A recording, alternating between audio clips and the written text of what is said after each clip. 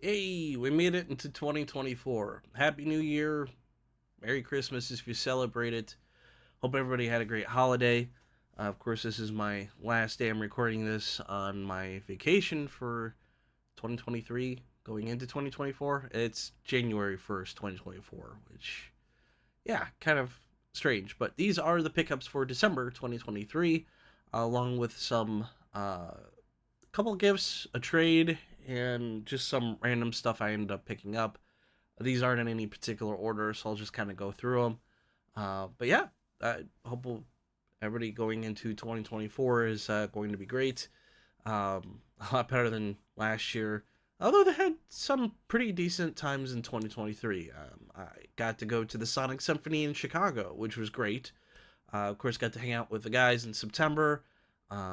And this is turning into a recap, I guess, for 2023 for me, which I apologize. But there were some good things. 2024, I'm aware of some things that will already be kind of interesting happening that may be partially life changing, even. But yeah, lots of arcade stuff that happened. More arcade stuff I hope to do in 2024. There's some opportunity there as well for other stuff, which I still have to get the video done for the cabinet that I got last year. That's weird saying last year, which I mean, I guess it's been 4 months already, but yeah. Still kind of working on it in a sense. I did a test stream from it, which worked well. I just now need to get extra parts for the stream, such as I need a decent microphone. My headset, I didn't like the sound quality to it, and I need some other things that I can permanently attach to the cabinet to be able to stream from without having to move equipment from my desktop to that.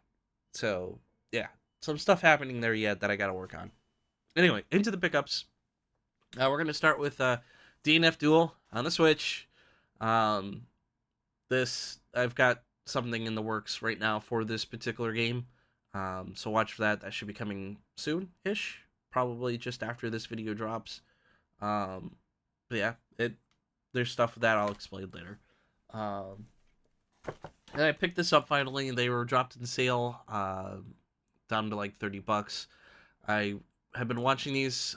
There is a wireless version of this. This is the wired version, of course. It's for the Switch, but it's good to have one of these neat little controllers. Just like the fact there's that little figurine in there. They have Sonic, Tails, and Knuckles, and it has LEDs in it. I just really like Tails, so I grabbed that. This came in from Limited Run Games, the Telenet Shooting Collection, which I'm excited for because I actually love a lot of these little shoot 'em ups.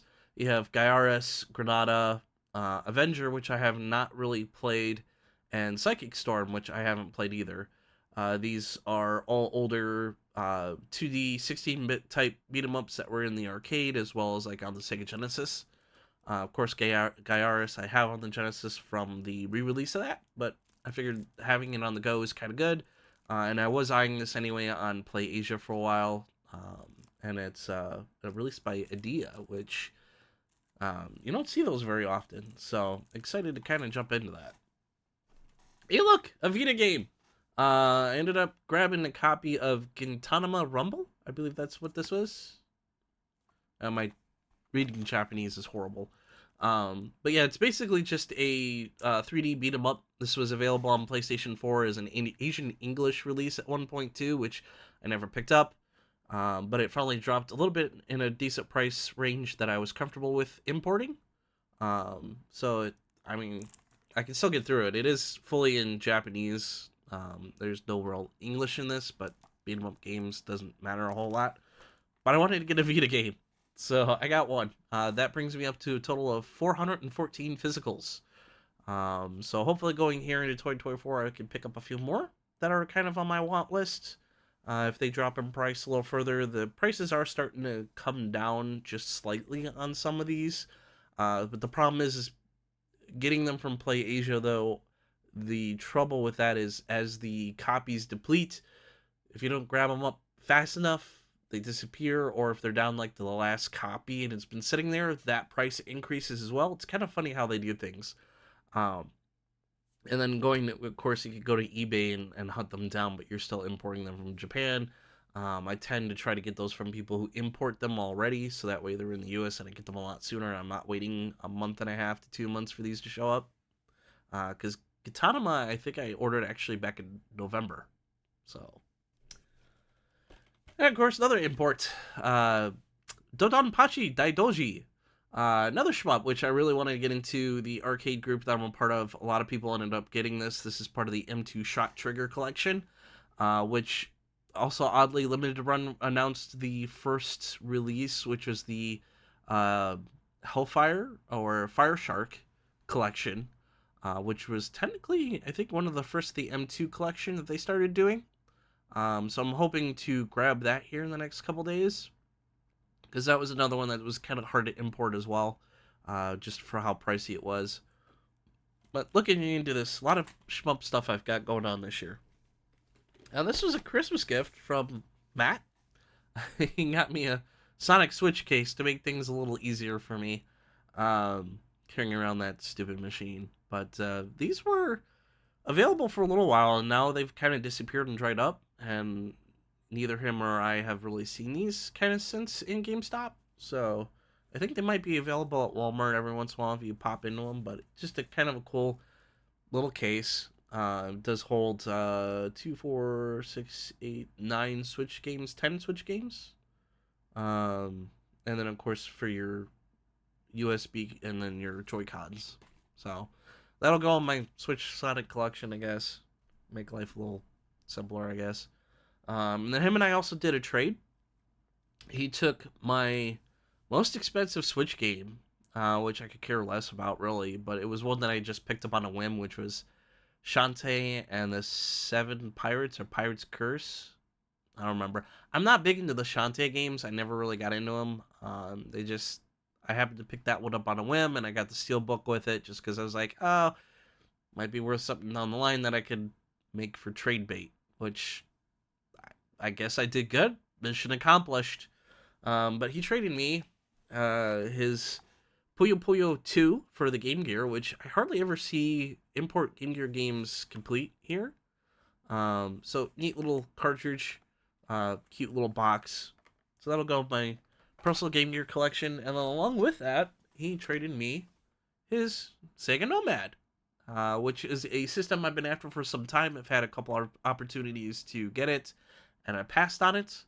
So I thought that was well worth it. I got a neat little way to play Genesis games on the go now. And then he also threw in the rechargeable battery pack for it. So I got an official rechargeable Nomad battery pack. So I'm pretty excited about that, actually.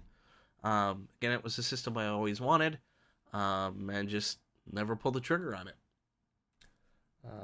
Then, some interesting...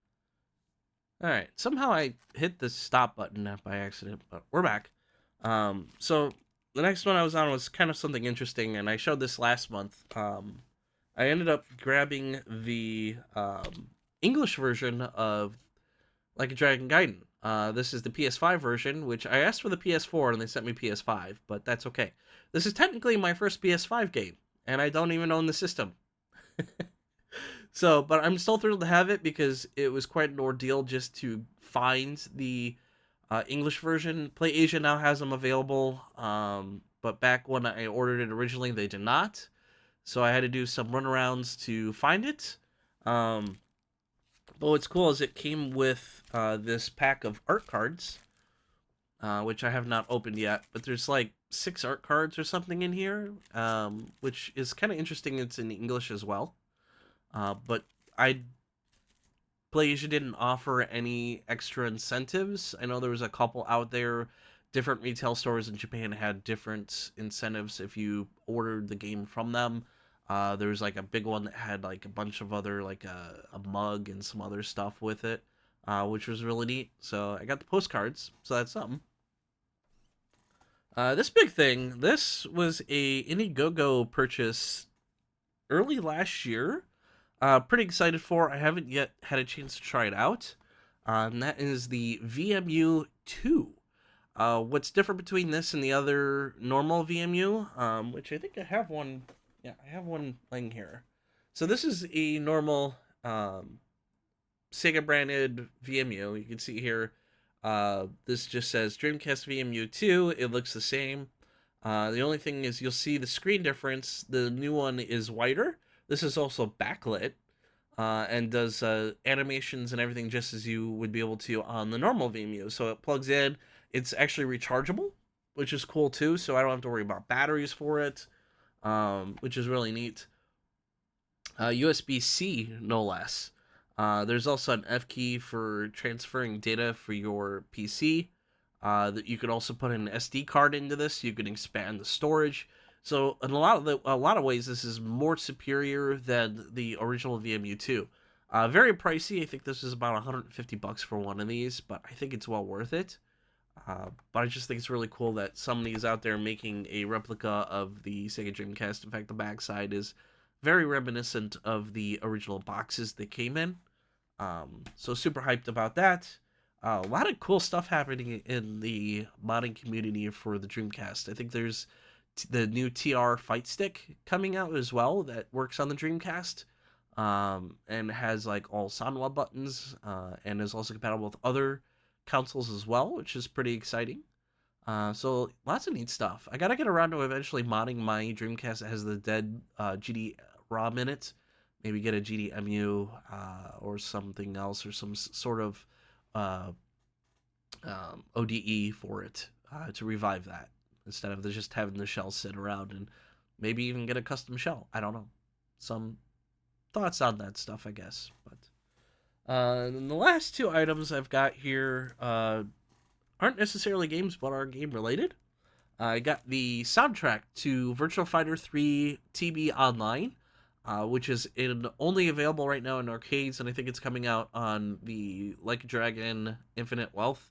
We'll be able to play this, but I thought I'd pick up the soundtrack because I never got the Dreamcast soundtrack.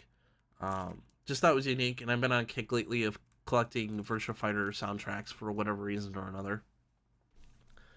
This one I actually forgot from last month, but I ended up grabbing the Sonic Frontiers Revisited, which is just a remix of some of the songs and the tunes that they had in the last DLC with Amy, Tails, and Knuckles. So a lot of their theme songs are on this. Uh, so it's pretty cool. I wasn't expecting this to be a two-disc uh, soundtrack. I was thinking it was only on a single disc, but there's quite a lot of tunes on here, and there's some like bonus tracks as well. So there's like the instrumentals of "I'm Here," which is the main theme song, and a couple other different ones. "Dear Father," "One Way Dream," all tunes that were in the original game that weren't on the original soundtrack.